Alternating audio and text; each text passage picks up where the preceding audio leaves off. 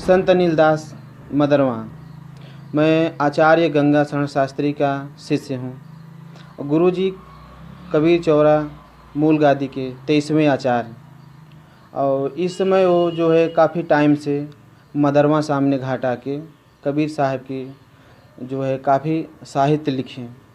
और ऐसा मैं जानता हूँ कि कबीर पंथ में कोई विद्वान नहीं हुआ है।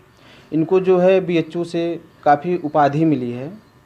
सुखदेव जी हैं और ऐसे बड़े बड़े विद्वान हैं जो इनको जो है अति धुरंधर की उपाधि दी है, जो कि कुछ प्रमाण अभी तक लिख के रखा गया है जो इनको उपाधि मिली है। तो मैं जानता हूँ कि ऐसे संत महात्मा अब मिलना बहुत मुश्किल है। कबीर पंथ में इतने बड़े अति धुरंधर थे, जिस स्टेज पे खड़े होते थे इनके सामने बोलने वाला कोई होता नहीं था। इनकी निर्माण कब हुई है? इनका निर्माण जो है 24 तारीख का ये सतलोक गमन हो गए। जी जी जी जी। जी। और हम लोगों को, पूरे जनता को, संसार को बहुत जो है आशीर्वाद दिए। बोले कि जैसे मैं कहा हूँ उसी का पालन करिए, अंधकार से प्रकाश की ओर आप लोग जाओगे। और कहें कि हम नहीं गए हैं और हम तो जो है हर पुस्तकों में हैं, आपके साथ हैं। जी, जब हमको जो याद करेगा हम उसके दिल में आएंगे। जी। तो इनकी समाधि यहीं बनाई जा रही है? सामने घाट मदरवा संत कबीर घाट, गंगा के किनारे गुरुजी एक कुटिया बना के रहते थे। वहाँ कबीर चौरा से आने के बाद एक छोटा सा निर्माण यहाँ किए थे।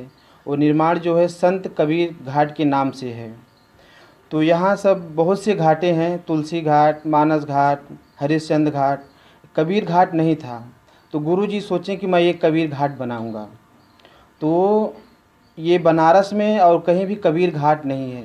तो ये हमको बहुत खुशी हुई, गुरुजी को बहुत खुशी हुई कि एक तो कबीर घाट बन गया, तो आगे चल के बहुत विकास होगा। गुरुजी यही चाहते हैं कि आगे चल के बहुत विकास हो कबीर घाट का और प्रसिद्ध हो। तो ये जो समाधि अभी बन रही है इनकी गुरुजी की, ये जी। कब तक पूर्ण होगी और उसके उपलक्ष्य में क्या कार्यक्रम होने वाले हैं? ये समाधि जो है गुरुजी का 10 तारीख का भंडारा है गुरुजी का। 10 सितंबर? हाँ, 10 सितंबर 2020। जी। मैं ये चाहता हूँ सब भक्तजन, साधु संत सब लोग आएँ, जो है पधारें और प्रसाद पाएँ, ग्रहण करें। यह मन तो निर्मल भया जैसे गंगा नीर, पीछे लागा हर फिरे कहत कबीर कबीर। और कबीर साहब कहते हैं, आया है सो जाएगा राजा रंग फकीर, कोई सिंहासन चढ़ चला कोई बांधे जात जंजीर। हमारे गुरुजी के लिए तो सिंहासन आया, जो कि गुरुजी पहले ही बोल चुके हैं हमारे लिए कई बार सिंहासन आया, लेकिन हमारा काम अधूरा रुक गया, इसलिए मैं गया नहीं। और इस बार जो है हमारा काम पूरा हो गया। और गुरुजी आचार्य गंगा शरण शास्त्री जी, हम संत अनिल दास, हम उनकी सेवा में रहते। और गुरुजी हम जाने से पहले 10 दिन पहले बोल दिए थे कि बेटा अब हमको रोको मत, अब मैं जाऊंगा, हमारा काम पूरा हो गया है। मैं बोला गुरुजी अभी आप रहिए, अभी मत जाइए। बोले नहीं, हम जाऊंगा, हमारा काम पूरा हो गया है, अब हमको यहाँ रहना नहीं है, हम तो यहीं रहेंगे, खाली हमारा शरीर जाएगा।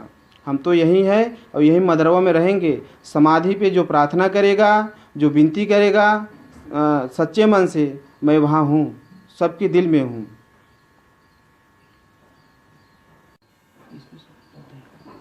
जी, अपना परिचय बताएं।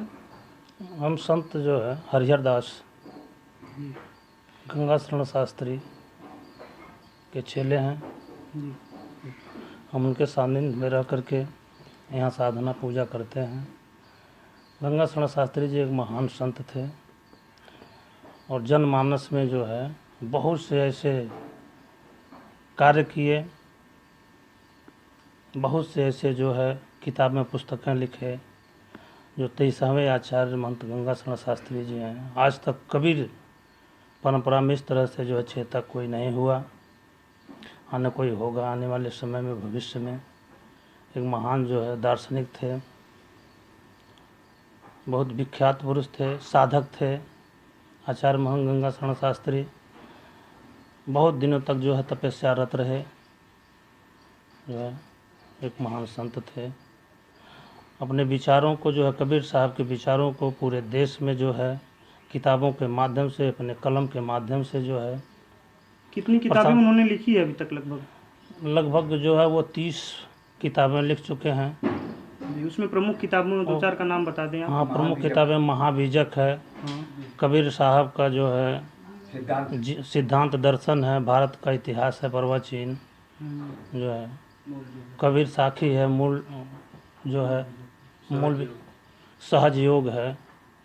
तो ये बहुत जो है किताबें लिखे, मार्गदर्शन किए लोगों को, और जो है उनसे बहुत प्रेरणा मिलेगी। किताबों से लोगों को समाज में बहुत प्रेरणा मिलेगी। आने वाले भविष्य में लोग उनके जो है किताबों को पढ़ करके मार्गदर्शन करेंगे।